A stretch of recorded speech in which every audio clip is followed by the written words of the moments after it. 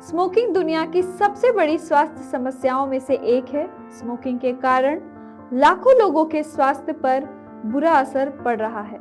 Tobacco products हमारे planet पर सबसे अधिक लिटर आइटम्स में से एक है, जिनमें 7,000 से अधिक जहरीले रसायन होते हैं जो कि फेंके जाने पर हमारे पर्यावरण में प्रवेश कर जाते हैं। लगभग 4.5 ट्रिलियन सिगरेट फिल्टर हर साल हमारे नदियों, शहर के फुटपाथों, पार्क्स, मिट्टी और समुद्र तटों को प्रदूषित करते हैं। तो इसी समस्या को दूर करने के लिए code effort private limited, India's number 1 cigarette butts recycler company ने सिगरेट बट्स को रिसाइकिल करने की पहल की है।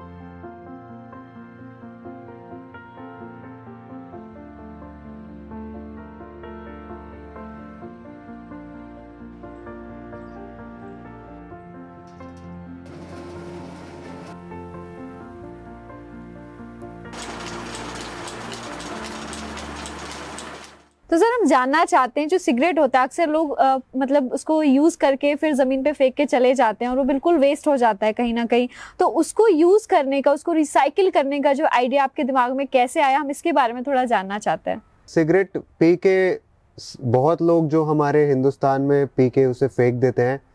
बहुत ही कम लोग ये बात को एक्नॉलेज करते हैं कि ये सिगरेट बड्स हमारे पर्यावरण को बहुत हद तक नुकसान पहुंचा रहे हैं।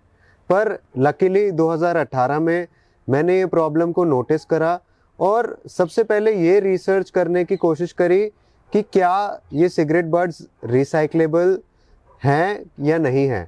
तो मेरी रिसर्च के द्वारा मैंने ये पाया कि हिंदुस्तान में ही नहीं बल्कि पूरे विश्व में ऐसी बहुत ही कम इसके ऊपर रिसर्च या ऐसी कोई टेक्नोलॉजी है जिससे ये सिगरेट बड्स रिसाइकल होकर इसके प्रोडक्ट्स बनाए जा सकें।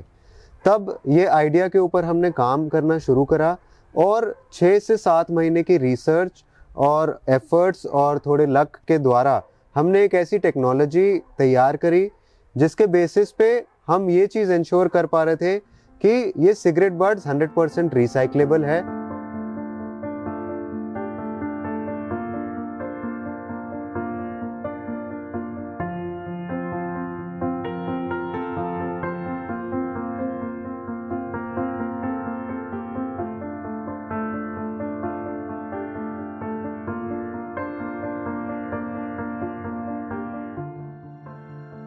लोग अक्सर सिगरेट पीने के बाद सिगरेट बट्स को डस्टबिन में ना फेंककर जमीन पर फेंककर चले जाते हैं, क्योंकि वो ये नहीं जानते कि इसका हमारे पर्यावरण पर कितना बुरा असर पड़ता है। कुछ शहरों में इस समस्या को निपटाने के लिए उन जगहों पर प्रतिबंध लगा दिया गया जहां लोग धूम्रपान कर सकते हैं, व सफाई की लागतों को पूरा करने के लिए सिगरेट पर फाइन भी लगाया गया है। लेकिन सिगरेट वेस्ट को खत्म करना बहुत बड़ा चैलेंज है। ज्यादा चैलेंजेस हमारे सामने आते हैं, तो उन चैलेंजेस को जो है आपने कैसे जो है ओवरकम किया और क्या क्या चैलेंजेस जो है आपने फेस किया, हम उसके बारे में थोड़ा जानना चाहेंगे। ऐसी सेम कहानी हमारी भी रही है कि जब 2018 में हमने ये बिजनेस मॉडल को मार्केट में उतारा और हमने जब ये शुरू किया तो सबसे बड़ी प्रॉब्लम हमने जो फेस करी वो थी जागरूकता की, अवेयरनेस की। जब ये कंपनी हमने शुरू करी उससे पहले मुझे भी नहीं पता था कि सिगरेट बड्स रिसाइक्लेबल हैं या नहीं है, या इसका कोई यूज़ हो सकता है या नहीं हो सकता। तो सिमिलरली और लोगों को भी इसके बारे में कोई नॉलेज नहीं थी।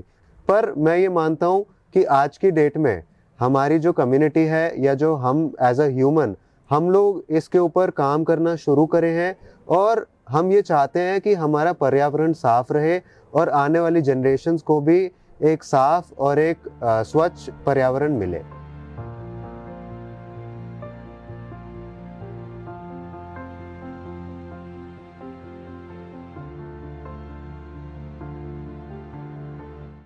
सर, अभी आपने जिक्र किया कि आपने अपना एक कंपनी जो है एस्टेब्लिश किया है कोड एफर्ट के नाम से।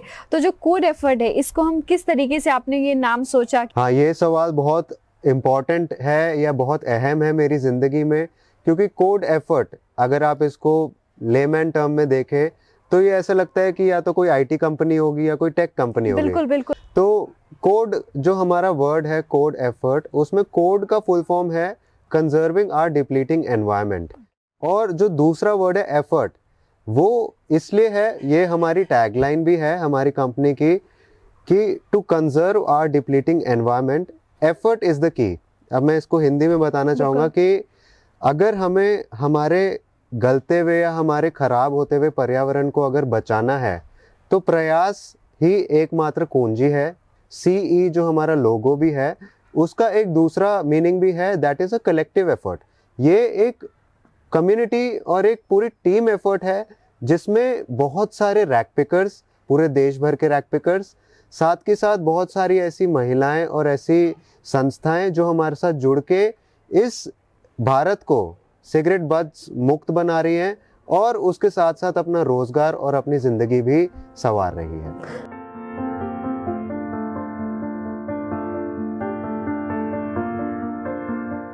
मेरा नाम कुमरवती है, यूपी बरेली की रहने वाली हूँ और मैं 2-3 साल से काम करती हूँ और मेरे घर में बच्चे भी देखती हूँ। मैं घर में अच्छी से टाइम भी पास होता है और पैसे भी सही बचते हैं। मेरा नाम पूनम है, मैं नंगली गांव में रहती हूँ और कोड एफर्ट कंपनी में मुझे 4 साल हो गए हैं काम करते हुए। और ये जो रुई हमारी हमें मिलती है, रिसाइकल होके मिलती है, उससे हम कुशन और किचन फिल्मोन और ये टेडी और ये एप्पल वगैरह हम सारी चीज़ें बनाते हैं। और इसका जो पेपर हमें मिलता है उससे बैग और लिफाफा हम ये भी बनाते हैं।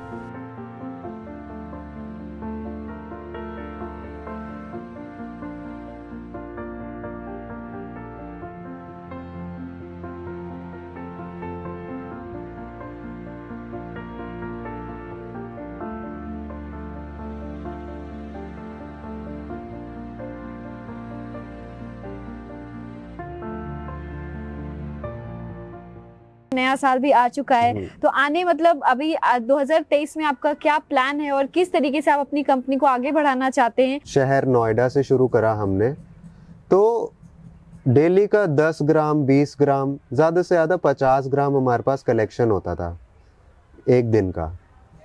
उसके बाद आज की डेट में अभी हम 250 डिस्ट्रिक्ट से ज़्यादा में हमारे पास कलेक्शन होता है सिर्फ हिंदुस्तान में। विदेश की बात करें तो हम नेपाल, बांग्लादेश, श्रीलंका और वियतनाम में भी इंडियन मेड कंपनी और इंडियन टेक्नोलॉजी को प्रमोट कर रहे हैं। इसके साथ 10 से 20 ग्राम पर डे की कलेक्शन को आज की डेट में हम 1000 से 1500 kg पर डे की कलेक्शन पे लेके आ चुके हैं। तो ये हमारा ग्रोथ स्टेज रहा है सिर्फ प्रोक्योरमेंट स्टेज का। और ज्योग्राफी, एक शहर से आज की डेट में 250 डिस्ट्रिक्ट और 4 अलग कंट्रीज में अपने बिजनेस को प्रमोट करना सिर्फ 4 साल में। प्लस रेवेन्यूज और प्रोडक्ट लाइन की बात करें तो 2018 से 19 का जो फर्स्ट 1 और 2 ईयर्स था, हमने सिर्फ और सिर्फ प्रोक्योरमेंट और अपने अवेयरनेस के ऊपर काम करा है। क्योंकि अगर लोग इस चीज़ को एक्सेप्ट करना शुरू करें कि हाँ सिगरेट बड्स भी रिसाइक्लेबल है और एक कंपनी कोड एफर्ट एक ऐसी कंपनी है जो ये सिगरेट बड्स को रिसाइकल करके इसके प्रोडक्ट्स बनाती है, तो उससे हमारा बिजनेस की ग्रोथ थोड़ा इजी हो जाएगी।